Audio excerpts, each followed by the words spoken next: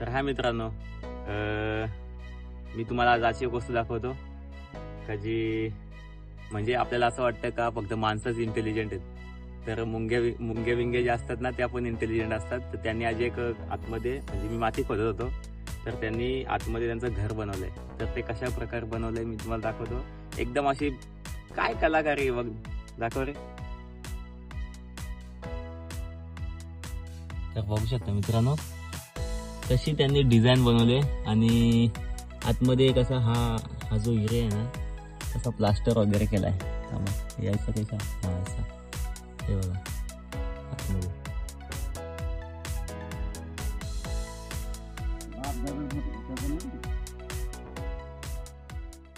इकडे जायला एक रस्ता पण आहे छोटासा आणि या बाजूला पण एक रस्ता आहे. म्हणजे